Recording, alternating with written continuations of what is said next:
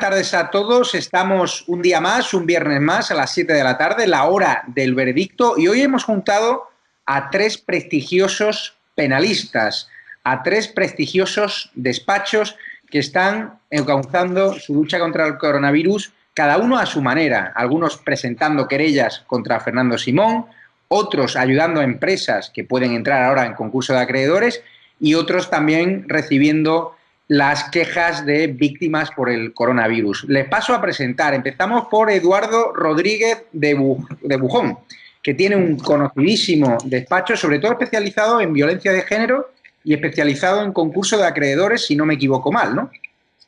Sí, y además en derecho bancario. Y además vosotros sois el número 1 en el ranking de Mérita Legal, en ese ranking prestigioso de derecho concursal, ¿no? Tenéis que estar ganando todo, ¿no? Bueno, no, el derecho concursal, por desgracia, nunca se gana. Intentas sacar adelante a la empresa y rara vez se sale hacia adelante, ¿no? El derecho concursal es parecido a un entierro. 4 llevan la caja y los demás van detrás llorando, ¿no? Pues entonces, difícil que ganemos, pero bueno, ayudamos al empresario. Claro, ganar para vosotros es ayudar a la empresa, ¿no? Que os contrata, ¿no? Eso es así. Les presento al señor Cabello, del despacho Molins. ¿Cómo se encuentra? Pues muy bien, encantado de saludaros y muchísimas gracias por la invitación. Un placer estar con vosotros. José Ángel, con ese acento te delata, eres sevillano seguro.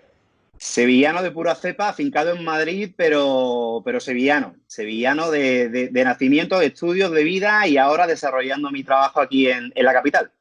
Para quien no lo sepa, el despacho Molins es un despacho muy conocido, muy prestigioso, donde han confiado a algunos representantes de la monarquía, como la infanta, y que está liderado por un abogado de primera línea, y el señor Cabello pues está en su despacho con sede en Madrid. Tenemos a Carolina, en Alcalá de Henares, Carolina Noa, que es una joven periodista, que ahora mismo a lo mejor no la conocéis porque las televisiones no la invitan demasiado cuando deberían invitarla, ¿no? ¿Por qué? Ella fue la que salvó in extremis que AENA no borrase las cintas del caso Delfi, del Paseando a Miss Delfi del señor Ábalos. Fue la que asesoró al Partido Popular a presentar en ese juzgado de guardia ese requerimiento judicial para evitar la destrucción de las cintas. Ese tema está por juzgarse. También está en la Asociación de Víctimas por el Coronavirus y hoy ha presentado una querella contra a los que algunos dicen que es el responsable, ¿no?, de la crisis del coronavirus, el señor Fernando Simón. Además, y quiero trasladarle el pésame del equipo de estado de alarma, es víctima doble de este caso por el hecho de que su padre, que es médico, que tenía una clínica privada, ha fallecido por coronavirus por presuntas negligencias de este gobierno, que no ha aportado el material sanitario necesario a los profesionales sanitarios. Somos el país con mayor contagio entre los profesionales sanitarios, que se sienten desamparados. ¿Qué tal te encuentras, Carolina? Y siento mucho lo que te ha pasado. Pues Javier, en primer lugar agradecerte tus palabras y en segundo lugar pues saludar a todos los que nos están escuchando y a mis compañeros de tertulia. Y pues sí, hemos presentado una querella ejercitando la acción popular como asociación de víctimas del coronavirus porque queremos iniciar una investigación. Y queremos que se inicie una investigación para que se deduzcan quiénes son los responsables. Hemos comenzado con Fernando Simón, más bien por estrategia procesal, por no ir a personas aforadas como otras asociaciones han decidido querellarse contra el presidente y ministros y demás. Hemos querido iniciar esta acción judicial desde abajo pues para iniciar la investigación. Y yo tengo confianza en los jueces de que nos van a permitir investigar. Por la estrategia procesal entiendo que van a por Fernando Simón porque no se puede aforar al Supremo, por lo cual en su despacho no confían en la independencia judicial del Supremo. Sí, desde luego confiamos en todos los jueces de todos los grados posibles, pero sí que es verdad que entendemos que un juzgado de instrucción es el idóneo para iniciar la investigación y ya a partir de ahí pues determinar quiénes son los responsables y si se tiene que ir al Supremo porque se determina de la investigación que hay responsabilidad de algún aforado,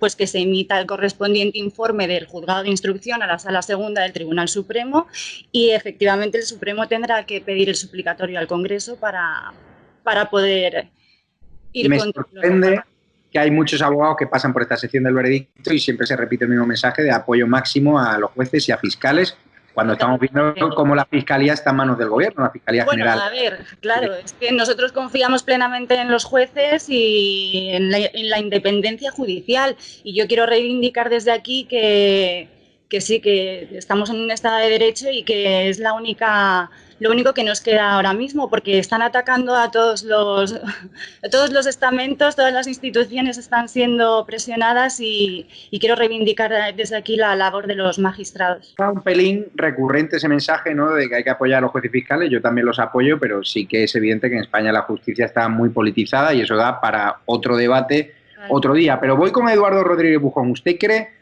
que esa querella que presentan contra Fernando Simón o contra los responsables del Gobierno, hemos visto como hay más de 3.000 familias que a través de otro abogado también han presentado una querella por las presuntas negligencias, hay querellas presentadas también contra la Comunidad de Madrid, ahora se están peleando de quién tenía la culpa, quién no? ¿Crees que eso va a llegar a buen puerto, que vamos a ver a representantes políticos sentados en el banquillo, a miembros del Gobierno o no? Yo creo que nos vamos a encontrar con muchos palos en las ruedas. El primero de ellos, como bien has dicho tú, es el de la Fiscalía General del Estado, que no deja de ser un diputado del PSOE. El segundo, nos vamos a encontrar con el Tribunal Supremo. Cada vez que haya aforados, difícilmente vamos a poder... yo creo que el Tribunal Supremo está tremendamente politizado y muy difícilmente creo que va a salir de ahí en nada bueno. Coincido con mi compañera que los jueces y fiscales son independientes, sobre todo en los tramos bajos de instrucción y primera instancia, que son magníficos jueces. Yo creo que luchan contra una justicia nefasta, pero a medida que se va subiendo en el escalafón, está muy politizado y muy difícilmente vamos a poder hacer nada contra ellos.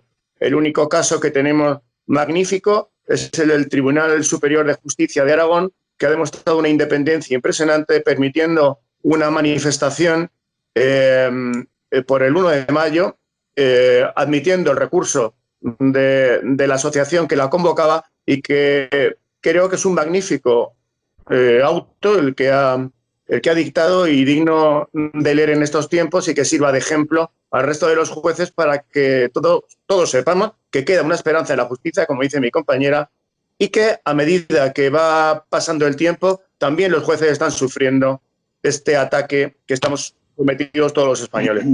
Señor Cabello, que también usted imparte clases en el conocido Centro de Derecho, el ISDE, donde tenemos además buenos amigos.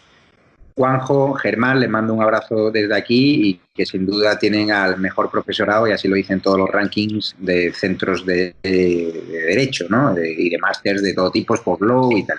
Le quería preguntar, señor Cabello, ¿usted cree que vamos a ver en el banquillo a representantes del Gobierno? ¿Es prematuro? ¿Hay que confiar en la independencia judicial? ¿Pero vamos a ver entre rejas incluso algún miembro del Gobierno que haya tenido más responsabilidades, en este caso el señor Fernando Simón, que es un señor técnico, donde ha tomado decisiones desoyendo advertencias comunitarias como no prohibir, sino alentar manifestaciones del 8M con la omisión, diciendo, bueno, que cada uno haga lo que quiera, cuando él ya estaba recibiendo los inputs de la Unión Europea de que no había que alentar esas manifestaciones? Tenemos a un Gobierno que ha comprado test rápidos falsos, no homologados, así lo dijo el Gobierno de China, que han provocado que esos test, al no haberse comprado los adecuados, pues se haya propagado el virus con mayor intensidad, también después de esa manifestación del 8M. Es decir, se han cometido presuntas negligencias que cualquier especialista en derecho penal nos suele decir que, claro, que tienen que estar bastante nerviosos. No sé usted qué opina. Bueno, ciertamente, empezando un poco por el final del planteamiento, cuando un abogado entabla una acción, en este caso una acción penal, interponiendo una querella, lo hace obviamente confiando y en la creencia y convencimiento de que bueno, persigue que la misma prospere y que se consigan los resultados deseados. Hago un pequeño paréntesis, si me permite, Javier, para... Sí. En el planteamiento que ha hecho la compañera Carolina en cuanto a su querella, que has hecho mención de dirigirla inicialmente contra Fernando Simón, en mi opinión me parece que es acertada la estrategia procesal escogida, porque muchas veces es conveniente ir de menos a más para que sea la propia instrucción judicial la que te vaya permitiendo ir abriendo el abanico de responsabilidades y sea el propio juzgado el que te vaya dando esas herramientas y se vaya convenciendo de los posibles responsables. Pero contestando ya más directamente a tu pregunta, yo sí que soy bastante prudente y bastante cauteloso a la hora de pronunciarme sobre futuras responsabilidades penales, al margen de lo que creo que todos podemos estar de acuerdo, lo que serán o lo que deberían ser las consecuencias políticas y la repercusión o el castigo, entre comillas, político que una gestión bastante deficiente o, desde luego, muy criticable se está llevando a cabo. Pero esa responsabilidad política que llegará cuando tenga que llegar en forma de elecciones y será la ciudadanía la que así se manifieste, yo no soy del todo optimista para extrapolarla a lo que sería la responsabilidad penal. Será necesariamente, como en todos los procedimientos, pero en este caso casi con mayor motivo, esperar a cuáles son los resultados del juicio o los procedimientos que se lleguen a incoar, se admitan y se instruyan, porque la dificultad que nos vamos a encontrar aquí, o entiendo modestamente que se va a encontrar aquí, es de carácter absolutamente probatorio. Sí que es cierto que el Gobierno, por la información que se maneja, contaba con una información que habrá que determinar el alcance, la exactitud, la concreción de la información que el Gobierno manejaba a la hora de tomar decisiones o de omitir determinadas actuaciones para poder valorar si efectivamente hay una responsabilidad derivada de esas decisiones o de esa actuación, ya sea por una responsabilidad de, incluso manejando esa información, asumir los posibles resultados, estableciendo ese nexo de causalidad entre la acción u omisión y el resultado final, o ya sea por una actitud negligente que nos llevaría al terreno de la imprudencia. Cualquiera de las dos vías permitiría, en todo caso, que un procedimiento penal acabara, pues obviamente, culminando con todas sus fases y concluyendo, evidentemente, con la celebración de un juicio oral que dependerá ya de la valoración probatoria que se haga para determinar las responsabilidades. Pero la dificultad, en mi opinión, creo que entraña en establecer esa causalidad, ese nexo causal entre las decisiones que se toman, las decisiones que se han tomado, la gestión que se ha llevado a cabo y el determinar si efectivamente se puede establecer una consecuencia directa con los resultados tan lamentables que estamos viviendo. No soy muy optimista, si tengo que ser franco. Preguntarle, Carolina, ¿usted es más optimista? ¿Ha presentado esa querella y cree que le va a sentar en el banquillo a Fernando Simón? ¿Cree que tiene visos de prosperar o no? Estoy con lo que acabas de decir, compañero, y estoy de acuerdo con lo que dices. Hay que probar el nexo causal, pero sí, soy optimista porque, mira, la salud pública, la salud de las personas, de los ciudadanos, tienen como figura garante, y más en una situación de crisis sanitaria, el Estado y el Gobierno en su acción o omisión. Entonces, nosotros no nos pueden trasladar a nosotros la responsabilidad en una situación de crisis sanitaria mundial, además, si nuestro propio Gobierno y desde nuestras propias instituciones no nos están cuidando ni nos están proveyendo de medios para poder acceder a información para nosotros mismos cuidarnos, ya que nos están trasladando la responsabilidad a nosotros. No, miren, aquí hay personas que tienen una responsabilidad. Entonces, en este Gobierno y en esta crisis tienen que responder de las acciones y omisiones que han causado este problema que estamos teniendo tan grave, que es un problema gravísimo, y esto no se puede quedar en el olvido, porque si lo dejamos pasar, ya no políticamente, sino judicialmente, esto se va a volver a repetir, y nosotros y el Gobierno con sus acciones es garante de nuestra salud, es el responsable de hacer o no hacer determinadas actuaciones, y por lo tanto yo creo que se puede probar que ha habido negligencia y omisiones graves que tienen que dirimirse en un juzgado, y yo creo que tiene que haber una resolución de un juez que diga si efectivamente hay responsabilidad o no. Por la materia que a usted le compete, habrá muchas empresas que le estarán llamando, ¿no? Por la especialidad. Es decir, vamos a ver empresas que entren en concurso de acreedores y no han entrado ya por esta crisis del coronavirus. ¿Cómo está el sector? ¿Hay preocupación? Un poco que nos dé los inputs. Pues mira, el despacho está recibiendo muchísimas llamadas de autónomos, empresarios y de pequeños y medianos empresarios. La situación difícil, tremenda, la que se avecina, está provocando que el atasco de los juzgados se vaya a convertir en algo endémico. en el procedimiento mercantil. Los juzgados mercantiles ya estaban atascados, absolutamente atascados en casi toda España, pero la avalancha de concursos de acreedores de personas físicas y de personas jurídicas van a crear un verdadero colapso que puede convertir en un estado fallido del Poder Judicial el Estado español como lo conocemos en este momento. La situación de los trabajadores es aún peor, porque los ERES, los ERTES que se van a convertir en ERES, se tienen que ver en esos juzgados mercantiles, por la visa atractiva que tiene el juzgado mercantil. Por lo tanto, la situación de estas personas va a ser tremenda por los tremendos retrasos, los brutales retrasos que se van a convertir el procedimiento mercantil. Si a esto lo unimos, que el gobierno ha tenido la brillante idea que durante el confinamiento han promulgado una nueva ley concursal que los profesionales tenemos que ponernos a estudiar porque entra en vigor en septiembre, y los juzgados también, pues vamos a convertir en el caos absoluto la situación de las empresas. Una empresa que podría salir adelante se va a quedar atascada y va a tener que cerrar. La gran pregunta es, ¿por qué se ha realizado una situación tan extraña como la que tenemos, convirtiéndose en una nueva ley concursal, atascando los juzgados y sobre todo impidiendo que las empresas salgan adelante? Yo creo que hay un plan perfectamente estructurado por el gobierno de que esto de verdad cierre.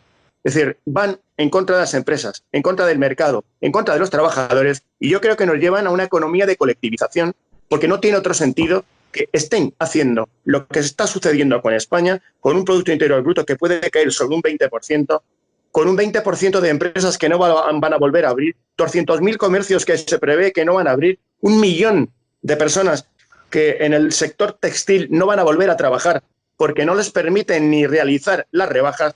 Sobre los bares y hostelería no quiero ni comentar, porque hemos pasado del 30 al 50% y muchos de ellos ni les es rentable aperturar.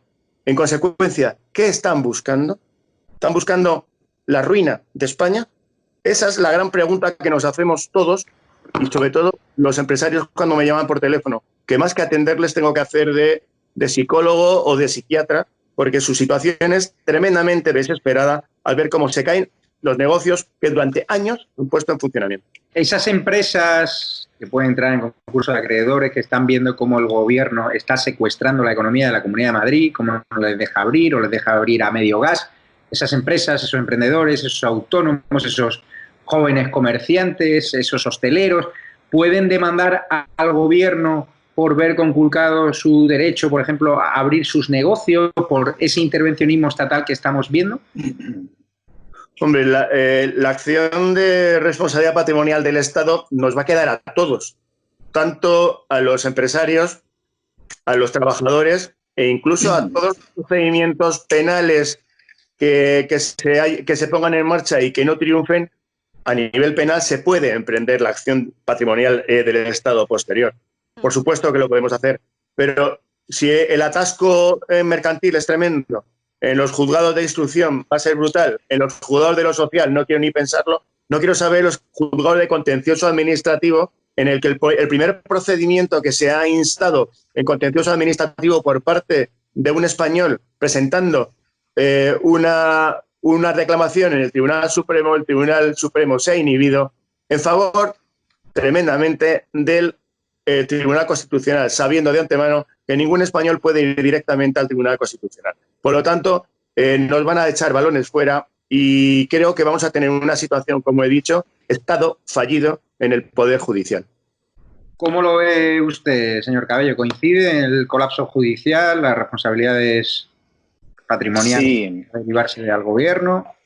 Sí, ¿qué duda cabe? Vamos, totalmente de acuerdo con lo que plantea Eduardo, porque efectivamente allá donde la responsabilidad penal no pueda ser acreditada, por los motivos que ya hemos comentado, obviamente quedará la responsabilidad patrimonial del Estado para que al menos económicamente o civilmente pues ampare y ayude a todas aquellas víctimas o aquellas personas que hayan sido víctimas de su gestión, de la gestión de esta situación, de pandemia y de crisis sanitaria.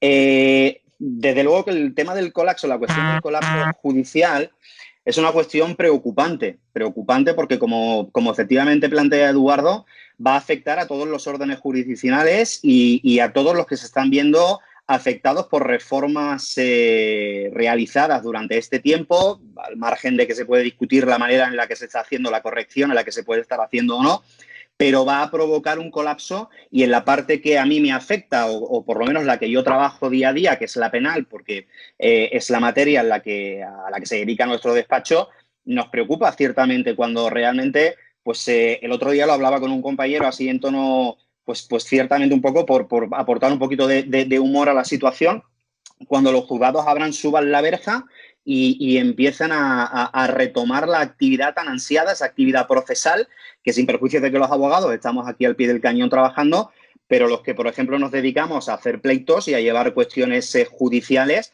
para nosotros la vida en el juzgado es fundamental y nos preocupa la cuestión de los plazos, la cuestión de cómo se van a calcular esos plazos que ahora se determinan que se han quedado en suspenso y por lo tanto se reiniciarán de nuevo, cómo se van a hacer los señalamientos de todos esos procedimientos que se han quedado paralizados. Bueno, nos tememos que va a ser una situación que ojalá se resuelva con las medidas que inicialmente se plantea desde el Gobierno, que desde luego, bueno, pues quizá no había que haber esperado una situación tan lamentable como la actual para habilitar las tardes. Desde la jurisdicción penal el mes de agosto siempre ha sido hábil, pero que desconfío y vuelvo otra vez a ser poco optimista de que las medidas sean suficientes para desatascar lo que se va a provocar cuando la situación se revierta. Carolina, muchos españoles preguntan, vale, le has presentado una querella a Fernando Simón, a este Lumbrera, que dijo que solo iba a haber un contagio en España, que alentó por omisión, ¿no?, esa manifestación del 8M, que se ha reído en rueda de prensa hablando de muertos por coronavirus. A ti te habrá herido mucho la sensibilidad porque has perdido a un familiar, por lo tanto lo tomarás también, no solo como profesional, sino a nivel personal y lo siento muchísimo. Pero claro, ¿cuándo podemos verle sentado en el banquillo sabiendo cómo está funcionando esta justicia, donde le han metido mucha celeridad a la Fiscalía a atender denuncias, por ejemplo, del PSOE contra Cristina Seguí, a atender denuncias contra Vox por supuestos bulos que son mentira, que la mayor fábrica de bulos es la Moncloa, y en cambio esta Fiscalía General no los persigue? Hemos visto cómo la Fiscalía General ha archivado algunas causas para llegar al fin de lo que ha pasado en algunos geriátricos, algunos centros de mayores, que eran responsabilidad, repito, del señor vicepresidente del Gobierno, Pablo Iglesias. ¿Cuándo crees que vamos a poder ver ese juicio, si es que lo hay, al señor Fernando Simón? ¿Dentro de 20 años? Pues mira, Javier, yo la verdad tengo el convencimiento de que el Gobierno con sus tentáculos van a intentar entorpecer nuestra labor, pero para eso estamos nosotros los abogados, que vamos a defender nuestros intereses con la máxima contundencia y yo no voy a cejar en el empeño, más que como abogada, como víctima, porque como tú bien dices, yo me he sentido viendo actuaciones de este señor Simón, por ejemplo, y del presidente del Gobierno muy ofendida, muy ofendida. Y yo, por mi parte, voy a luchar hasta las últimas consecuencias. Y como he dicho en mi primera intervención, confío en el sistema judicial. Yo soy abogada, llevo 11 años en el ejercicio y hasta el momento la verdad es que yo no tengo queja de este sistema judicial y confío que es la única institución en la que podemos confiar ahora mismo.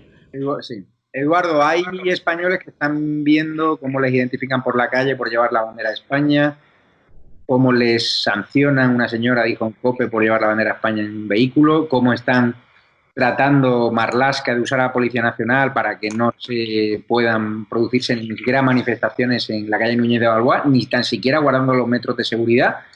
¿Eso en derecho tiene un nombre? ¿Esas personas que están siendo multadas o reprendidas pueden reclamarle algo al Gobierno? ¿Pueden denunciar porque está atentando al derecho de la manifestación o al derecho de la libertad de expresión recogidos en nuestra Constitución? Pues mira, aquí entran en funcionamiento diversas leyes y decretos. Entre ellos el decreto principal, que es el que más nos afecta por el amor que tenemos a nuestra bandera, que es el 39/1981 de 28 de octubre, el uso de la bandera de España. La bandera de España, en el artículo 1, creo que es muy importante que lo tengamos claro, dice que simboliza la nación, es signo de soberanía, independencia, unidad e integridad de la patria y representa los valores superiores expresados en la Constitución.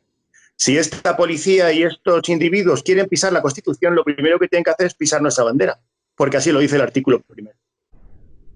Esencial es que cualquier persona puede utilizar su bandera, la puede llevar donde quiera, y en esta ley 39/1981, de rango muy superior al decreto que nos han aplicado de 14 de marzo, prohíbe la utilización de la bandera única y exclusivamente que pone dentro.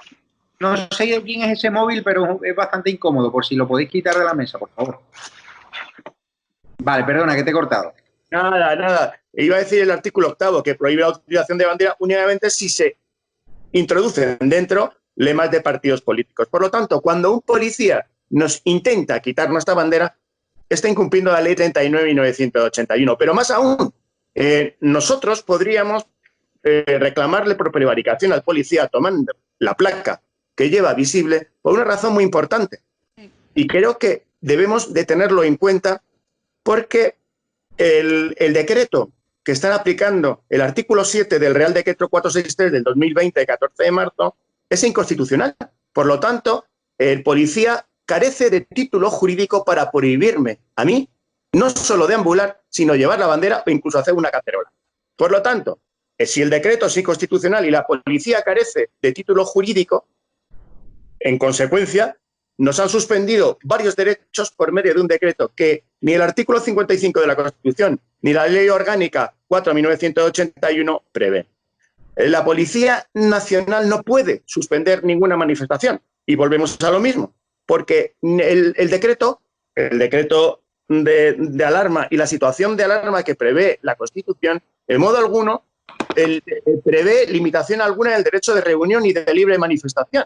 En consecuencia, si el estado de alarma no ampara la suspensión de ningún derecho, es evidente que el artículo 11 de la Ley Orgánica 481 de 1 de junio, en el que desarrolla los estados de alarma y excepción, no prevén que en ningún momento se pueda suspender el derecho de manifestación. Más aún, el propio decreto y la Ley Orgánica de 481 dicen que solo se podrá limitar la circulación o permanencia de personas o vehículos en horas y lugares determinados, pero en modo alguno limita el derecho a la manifestación, que ni acaso el estado de excepción puede limitar.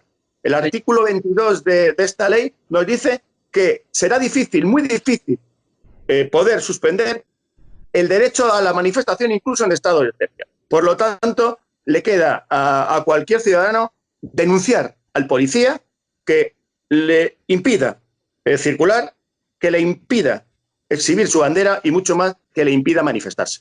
Señor Cabello, entonces vamos a la manifestación que impulsa, por ejemplo, Vox o que están impulsando los vecinos de Núñez de Balboa sin ningún tipo de temor, o si la delegación del gobierno las prohíbe las movilizaciones en vehículo, guardando la distancia de seguridad del 23 de mayo, nosotros nos tenemos que quedar en casa. ¿Qué tenemos que hacer?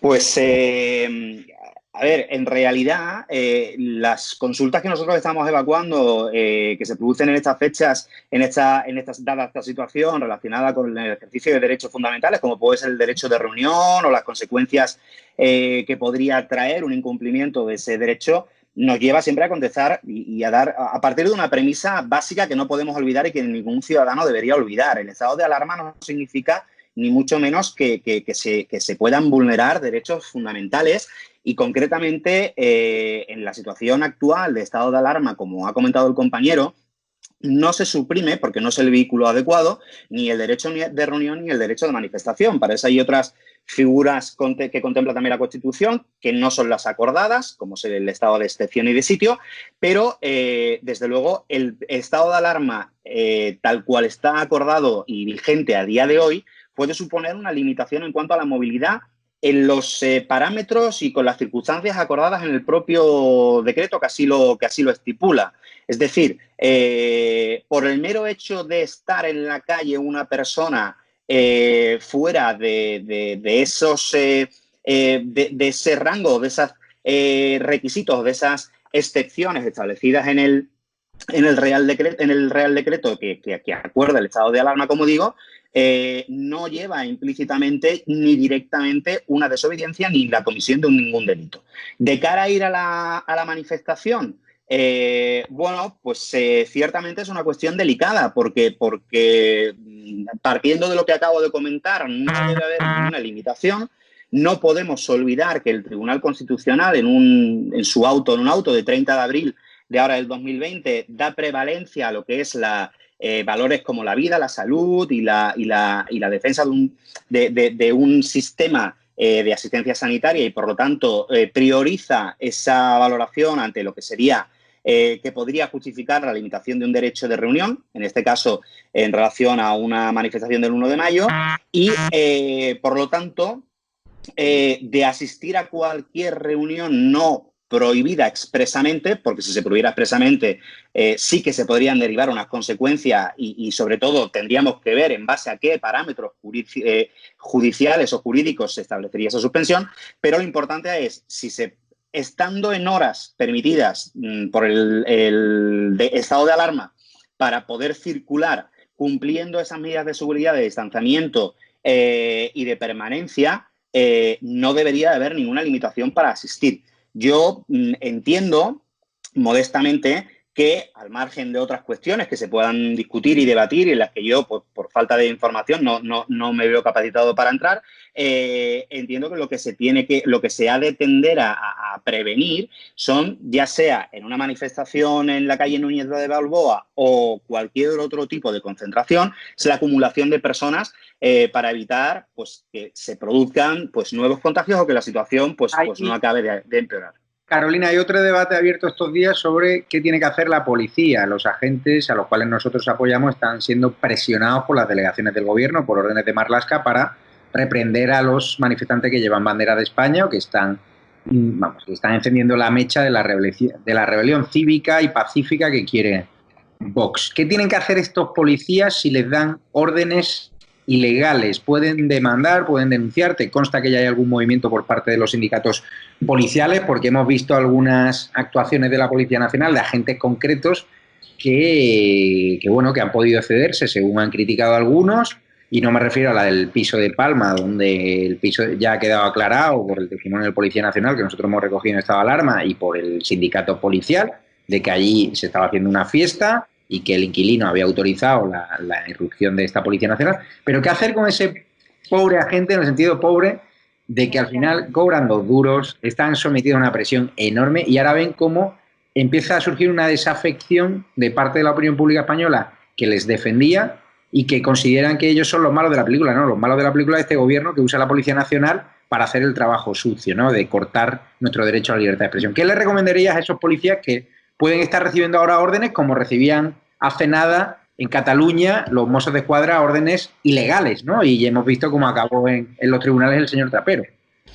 Pues hombre, en primer lugar, denuncia pública a través de sus sindicatos y de sus representantes públicos para que sea el ciudadano el que reciba el mensaje de que ese pobre policía está recibiendo esas presiones o esas órdenes contrarias a la ley.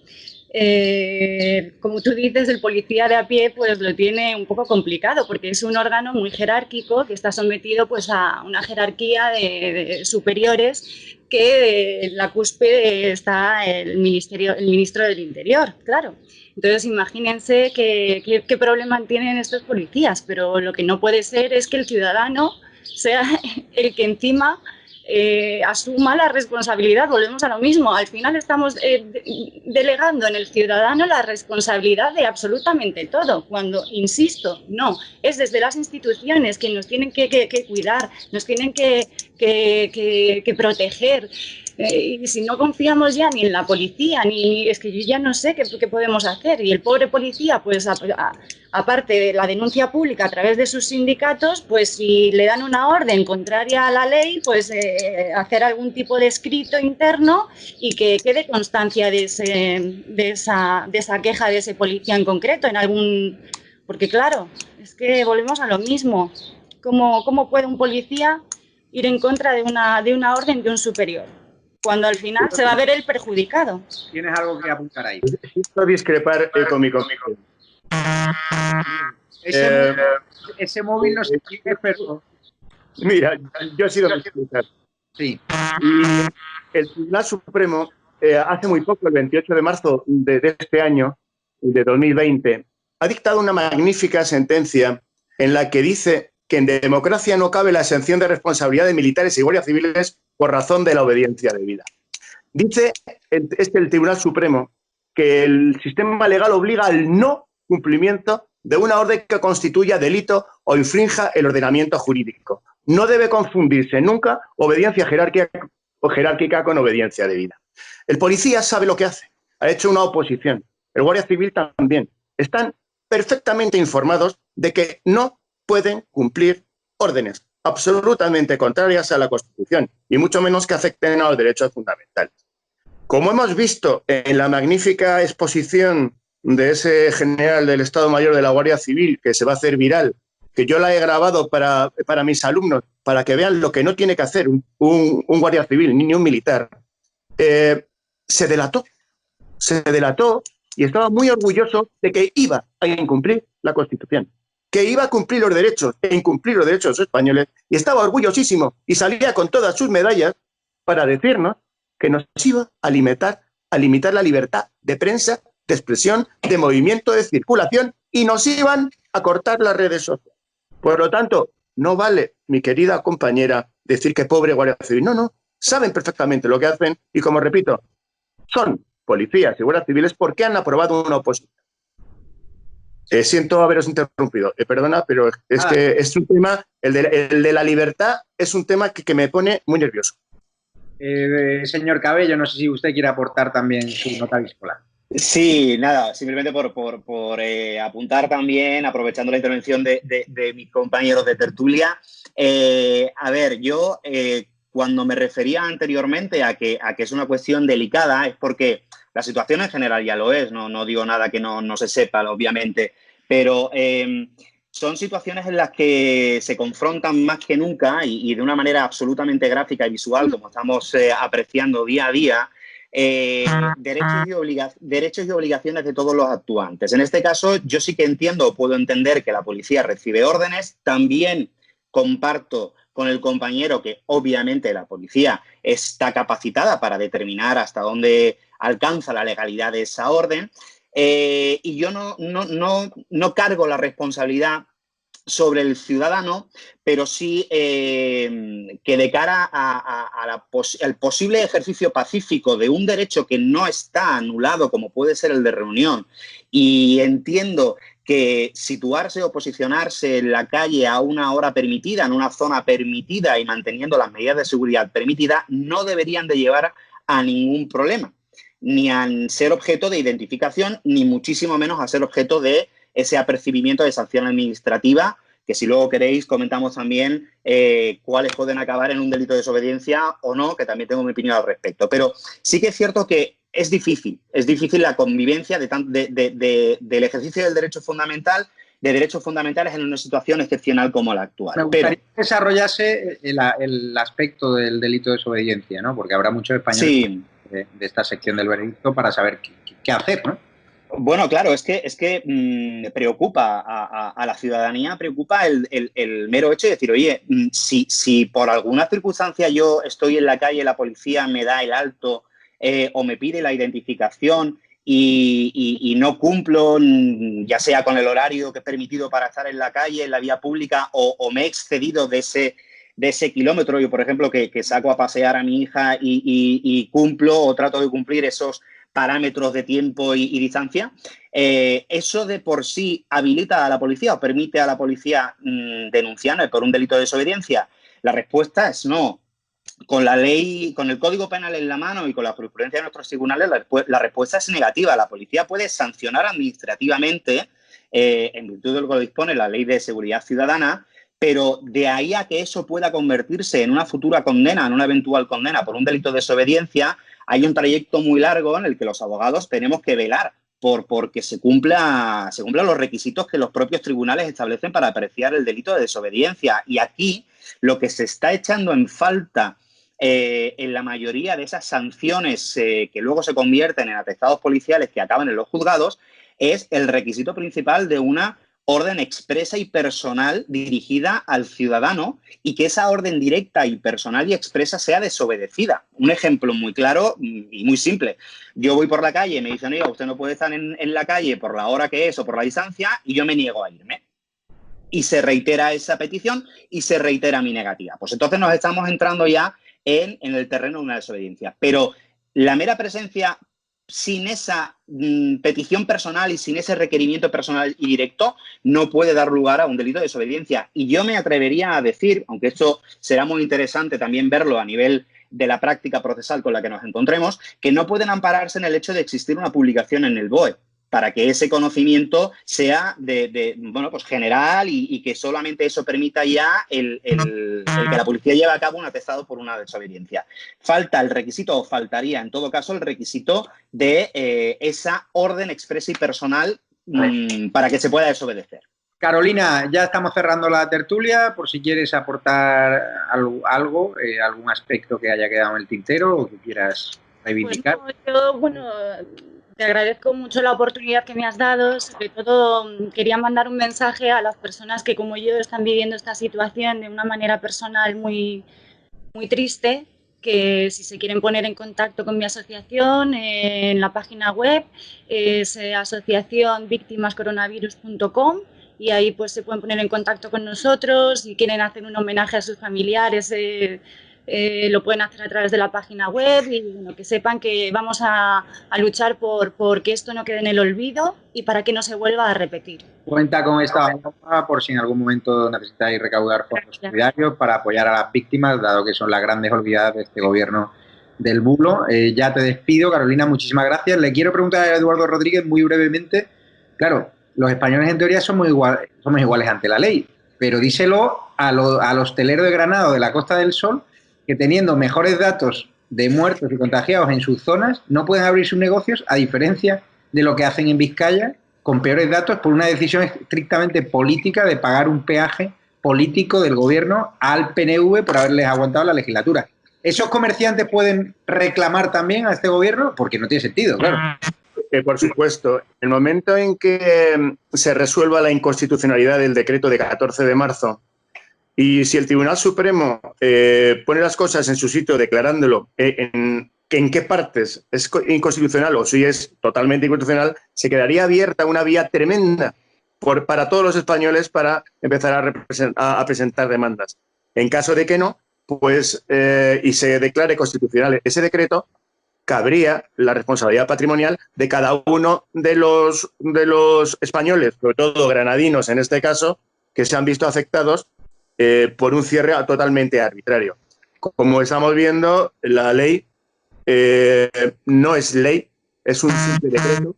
Y a mí me da muchísimo cargo de conciencia que todo el mundo está hablando de la ley, cumplimiento de la ley y tal y cual, cuando de una simple perspectiva formal, a mí me es muy difícil admitir que un decreto que tiene una enumeración correlativa con todos los decretos, que ni siquiera va refrendado por el presidente de gobierno y por las Cortes, pues la gente, policías, militares e incluso el propio gobierno en sus comparecencias le dé el rango de ley.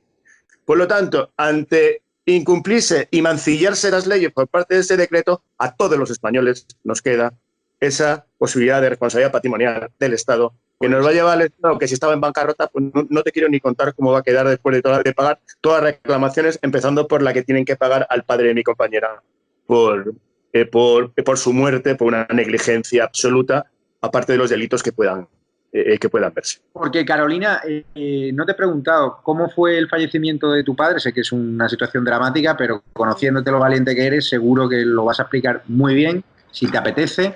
Sí, pues bueno, claro, no estaba provisto de medidas de seguridad. Claro, mira, mi padre con mucho esfuerzo durante muchos años, él ha trabajado tanto en la sanidad pública como en la sanidad privada con su clínica. Él sacó adelante con mucho esfuerzo su clínica, donde daba servicio de medicina general. Entonces, en marzo, a finales de febrero, principios de marzo, pues que ya se oía, y él a su suministrador de servicio de material sanitario pues le solicitó las mascarillas, los guantes, y esta empresa pues le comentaba que estaban desabastecidos, que no podían suministrarles ni mascarillas ni guantes porque estaban desabastecidos, porque ya se comenzaba a escuchar y uno propio, el ciudadano de por sí ya quería protegerse a sí mismo, pues no porque el gobierno nos avisara del problema que se nos avecinaba, pero ya el propio ciudadano, y más mi padre que era médico, muy responsable, pues ya en su propia cabeza dijo, aquí hay que protegerse. Pues nada, estaba todo desabastecido y desgraciadamente pues se contagió y pues finalmente el resultado de... ¿Tenía alguna patología previa? No, estaba fenomenal, fenomenal. Y claro, ¿tú cómo te sientes con este gobierno cuando te dijo que solo afectaba a los señores mayores con patologías previas, como si los señores mayores con patologías previas fuesen un desecho humano? O sea, es que es increíble. O sea, desde el primer momento hasta el día de hoy es que no ha habido un acierto. Es que yo, por parte del gobierno, me siento totalmente desatendida. Es más, yo y mi familia hemos pedido por activa y por pasiva que nos hagan test en la sanidad pública y nada, no nos ¿Este gobierno puede comprar con subvenciones, con dinero? Porque lo hemos visto como algunas asociaciones de científicos parece ser que es lo que están prometiendo, ¿no? A científicos que les defienden a cambio de subvenciones. ¿O puede ofrecer subvenciones que os callen la boca? No, por Dios, no. Yo no me vendo y yo voy a luchar porque todo esto salga a la luz y bueno, pues que no se vuelva a repetir sobre todo. Pues muchísimas gracias y fuerte apoyo tanto a ti como a todas las víctimas de este gobierno negligente, que son muchos los que han caído. Las cifras oficiales hablan de cerca de 40.000 muertos, pero las cifras reales están por encima según varios informes. Muchísimas gracias, señor Cabello, señor Eduardo Rodríguez Brujón y Carolina. Nos despedimos por hoy en El Veredicto. A las 20:30 tienen el CSGI, que Cristina Seguí le va a hacer un traje, si no me ha contado mal, al señor Risto Mejide, Marta Flitsch, a estos del Tribunal Ético, que se llama Todo es Mentira, cuando la verdadera mentira son ellos, ¿no? Los que alentaron el 8M y los que, según el testimonio de Risto, llegaron a meter un paciente por coronavirus, según contaron el programa, entre el público, fomentando incluso abracitos, ¿no? Frivolizaron con el coronavirus y ahora van dando lecciones de ética periodística diciendo que ahora van contra el gobierno. Claro, cuando el viento sopla, ¿no? Pues ellos se ponen siempre del lado del viento que sopla. Ese móvil, por aclarar a la audiencia de quién es, porque vamos, ha dado un tostón. ¿De quién es el móvil? Yo no lo tengo por aquí cerca, de hecho lo he apartado hace ya tiempo. Debe ser el mío que está cerca del ordenador. Pero lo captas, pero yo no lo capto. Yo sí. Pues nada, iniciaremos acciones legales contra ese teléfono móvil por contaminación acústica. Muchísimas gracias, señor Cabello, Carolina y Eduardo. Muchísimas gracias. Gracias.